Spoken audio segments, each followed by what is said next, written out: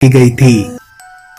Film के start में हम एक कपल जेसिका और बेन को देखते हैं। जेस 9 साल बाद अपनी बेटी क्लोई को फोस्टर होम से वापस ले जाने के लिए आई थी, जो कि उसके पहले शोहर में से थी। 9 साल पहले जेस एक ड्रग एडिक्ट थी और वो अपनी बेटी की सही से परवरिश नहीं कर सकी थी, इसलिए उसने क्लोई को फोस्टर होम भेज दिया था। लेकिन अब दूसरी शादी के बाद वो लाइफ में काफी सेट हो चुकी थी और उसकी ड्रग्स की आदत भी छूट गई थी, इसलिए वो चाहती थी कि क्लोई अब उसके साथ रहे। मगर क्लोई ये कहकर जेस को इनकार कर देती है कि पहले इतने सालों तक वो कहाँ थी जब क्लोई को सबसे ज्यादा अपनी माँ की जरूरत थी। वो ये कहकर वहाँ से उठकर चली जाती है कि दोबारा मुझसे कांटेक्ट करने की या यहाँ आने की कोशिश ना करना। इस सब से जेस बहुत ज्यादा हर्ट होती है।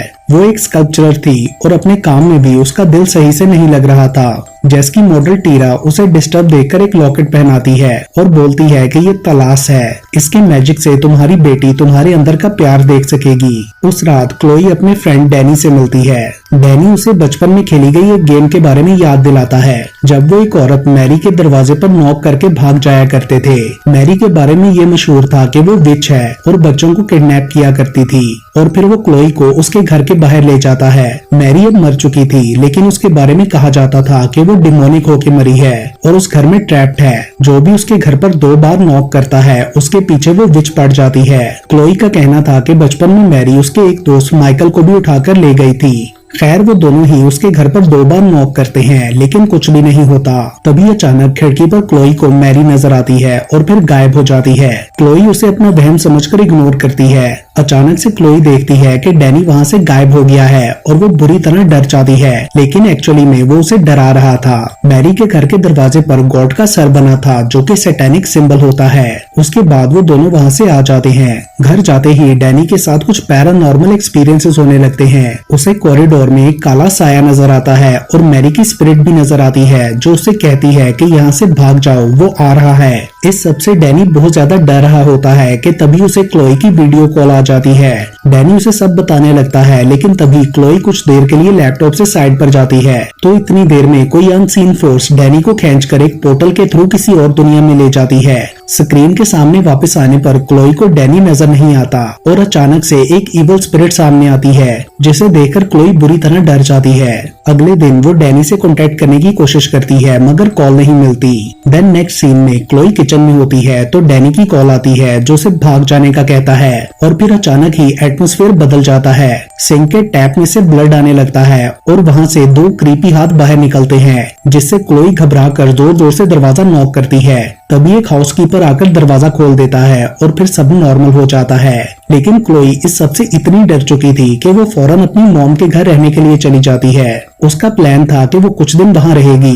जेस क्लोई के आने से बहुत खुश थी, लेकिन क्लोई जेस और बेन के साथ रूड बिहेव कर रही थी, क्योंकि उसने उन्हें दिल से एक्सेप्ट नहीं किया था। अगली रात डिनर के टाइम क्लोई को सूप में एक इंसानी दांत मिलता है, जो कि रियल में वहाँ नहीं था। वो घबराकर अपने रूम में चली जाती है। अगली सुबह बेन कुछ काम से कुछ दिनों के लिए बाहर चला जाता है। उसी रात सोते हुए जेस को घर में किसी के रोने की आवाज आती है। चेक करने पर वो देखती है कि एक रेड बालों वाली औरत खड़ी रो रही है, जो जेस के देखते ही सॉरी बोलकर नाइफ से अपना गला काट लेती है।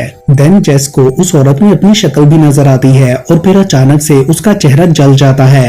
ये देखकर जेस पूरी तरह डर जाती है और तभी अचानक उसकी आंख खुल जाती है। मतलब ये उसका नाइटमेयर था। तब सामने उसे क्लोई नजर आती है, जो कि उसके चीखने की आवाज सुनकर आई थी। क्लोई के पूछने पर जेस अपने नाइटमेयर के बारे में उसे बताती है। ये सुनकर क्लोई कहती है कि बचपन में मेरे घर के पास एक मैरी नाम की औरत रहती थी। उसके बाल रेड थे, जिस वजह से हम उसे जिंजर बुलाते थे। वो कभी घर से बाहर नहीं निकलती थी, लेकिन सबका कहना था कि वो एक विच है और बच्चों को किडनैप करती है। और उसके मरने के बाद ये रूमर फैल गया कि जो भी उसके दरवाजे पर 2 बार नॉक करेगा वो उसे ले जाएगी। और उस रात मैंने और डैनी ने उसके दरवाजे पर नॉक किया था। तब से डैनी गायब है और मुझे लगता है कि अब वो मुझे भी ले जाएगी। लेकिन जेस इन सब बातों पर बिलीव नहीं करती और क्लोई को तसल्ली देती है कि उसे कुछ नहीं होगा। उस रात क्लोई जेस के रूम में ही सो गई थी। अगली सुबह टीरा उनके घर आती है, लेकिन क्लोई को अपने सामने देखकर वो उसकी प्रेजेंस से डिस्टर्ब होकर वहाँ से चली जाती है। और जाते हुए वो जेस से बोलती है कि तुम इसकी मदद नहीं कर सकती,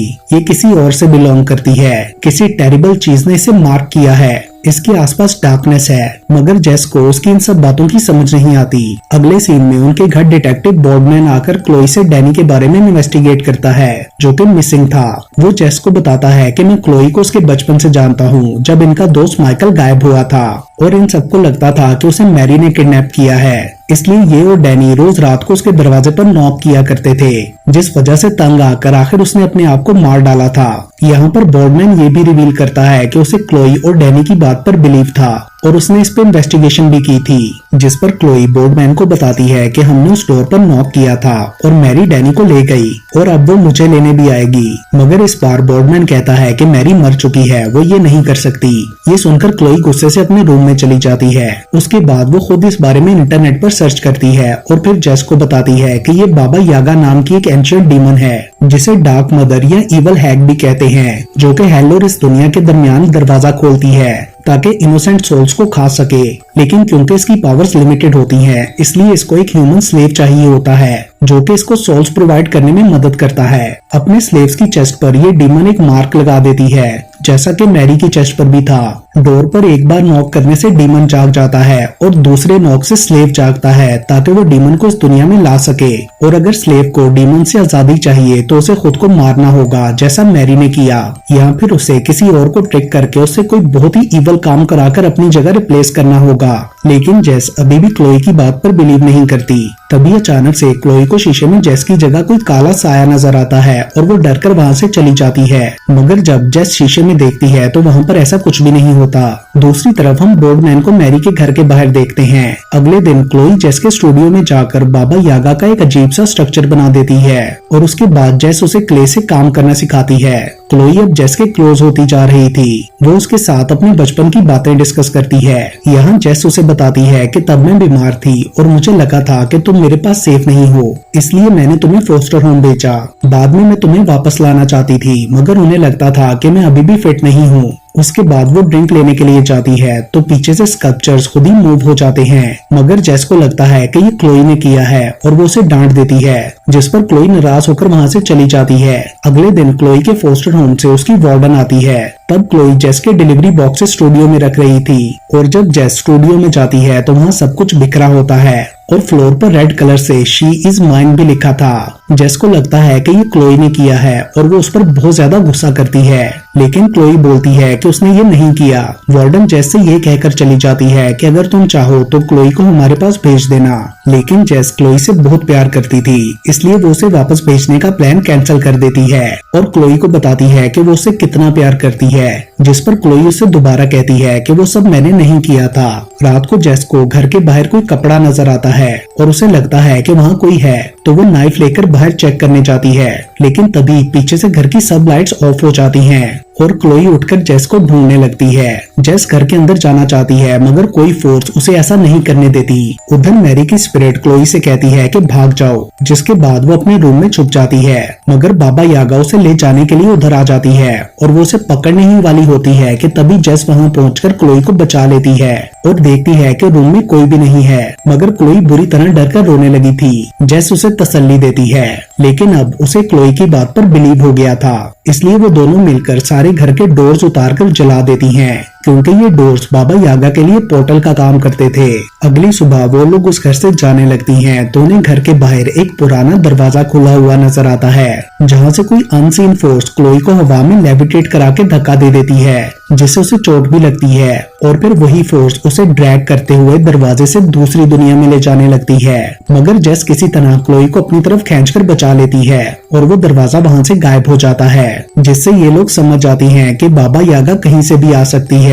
उनके डोर्स जला देने का कोई फायदा नहीं हुआ। उसके बाद जेस किसी से हेल्प लेने का फैसला करती है और वो लोग टीरा से मिलने जाती हैं। जेस उसे बाबा यागा की फोटो दिखाकर पूछती है कि क्या तुम इसके बारे में बात कर रही थी, जिस पर टीरा कहती है कि नहीं, ये बाबा यागा नहीं है और आप इंटरनेट की हर चीज पर बिलीव मत कर लिया करो। उसका कहना था कि ये मैरी की स्पिरिट है, जिस पर एक ऐसे क्राइम का इल्जाम लगाया गया जो उसने नहीं किया था और इसी वजह से उसने खुद को मार भी डाला।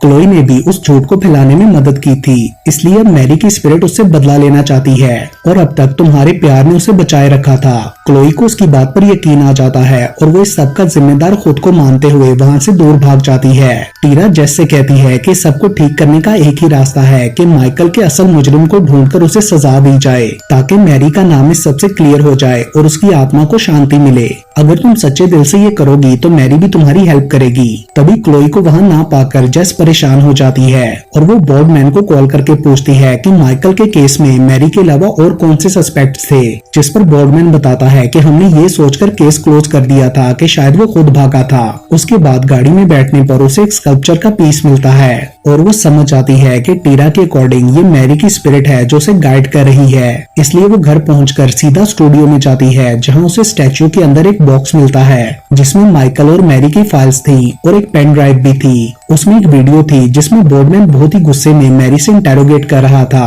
अगले सीन में हम जेस को फोस्टर होम में देखते हैं। वो लोग उसे इंटेरोगेट कर रहे थे क्योंकि क्लोई उन्हें बहुत ही बुरी हालत में सड़क पर मिली थी। उन्हें लगता था कि जेस दोबारा ड्रग्स लेने लगी है, इसलिए क्लोई को सही से संभाल नहीं पा रही। उनका कहना था कि जेस को अपने टेस्ट करा के कस्टडी के लिए दोबारा अप्लाई करना होगा। अचानक से जेस नोटिस करती है कि दीवार पर लगी बच्चों की हर तस्वीर में बोर्डमैन है, जिसकी वजह से उसे शक होता है कि माइकल की किडनैपिंग में बोर्डमैन का हाथ है और वो क्लोई को लेकर वहाँ से भाग जाती है। बाहर निकलकर जेस टीरा को कॉल करती है कि हमारी मदद करो, जिस पर टीरा उन्हें पार्क में मिलने का कहती है। क्लोई एक जगह रुककर जेस को थैंक्स करती है। वो एक सीवर के ऊपर खड़ी थी। अचानक से खुद ही 2 बार नॉक होने पर वहाँ से एक पोर्टल खुलता है और क्लोई उसके अंदर चली जाती है। देन जेस मैरी के घर जाती है, मगर दरवाजा लॉक था, इसलिए वो विंडो का शीशा तोड़कर अंदर कूद जाती है, जिससे उसके पाँव में चोट भी लग गई थी। उसका पाँव काफी जख्मी था और उसे पेन भी हो रही थी। तभी वहाँ पुलिस उसको पकड़ने के लिए आ जाती है, लेकिन जाने से पहले जेस मैरी के दरवाजे पर 2 बार नॉक कर देती है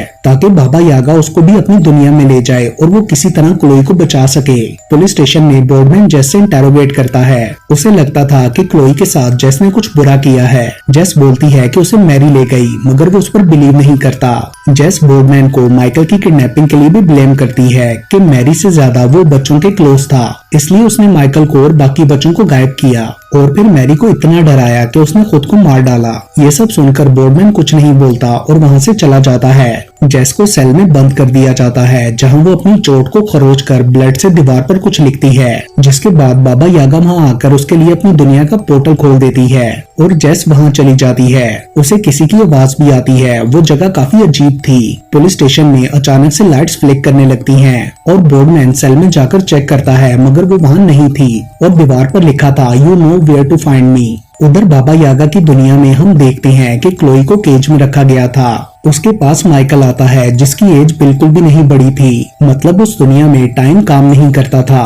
तभी बाबा यागा वहाँ आकर माइकल को पकड़कर खा लेती है। जेस किसी तरह उस घर तक पहुँच जाती है जहाँ क्लोई बंद थी। जेस क्लोई को छुड़ाकर वहाँ से भागने लगती है, मगर बाबा यागा उनके पीछे लग गई थी और वो उन्हें पकड़ने ही वाली होती है कि उधर बोर्डमैन मैरी के डोर पर 2 बार नॉक कर देता है और बाबा यागा का ध्यान उसकी तरफ हो जाता है। वो बोर्डमैन के लिए पोर्टल खोल देती है। जेस और क्लोई जल्दी से भागकर उस पोर्टल के थ्रू बाहर निकल जाती हैं और बोर्डमैन को बाबा यागा खींचकर अंदर ले जाती है।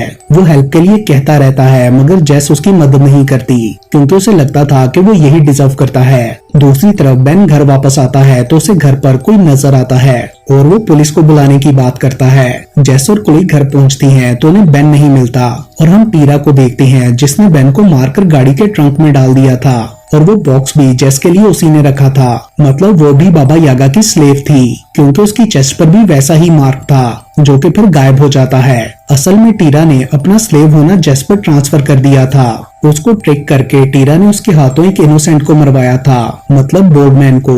जेस क्लोई को बताती है कि बोर्डमैन ने माइकल को किडनैप किया और उसने उसके लिए मैरी को फंसा दिया, जिस पर क्लोई कहती है कि बोर्डमैन ने ऐसा नहीं किया, वो एक अच्छा आदमी है, उसने हमेशा हमें प्रोटेक्ट किया है। मैंने माइकल को उस दुनिया में देखा था, मैरी ने उसे डीमन को दिया, सिर्फ बोर्डमैन ही था जिसने हमारी बात पर बिलीव किया था। और तभी जेस को एहसास होता है कि क्लोई सही कह रही है और टीरा ने उससे झूठ बोला। वो क्लोई को बताती है कि उसने मुझे ट्रिक करके ये मानने पर मजबूर किया कि बोर्डमैन गिल्टी है।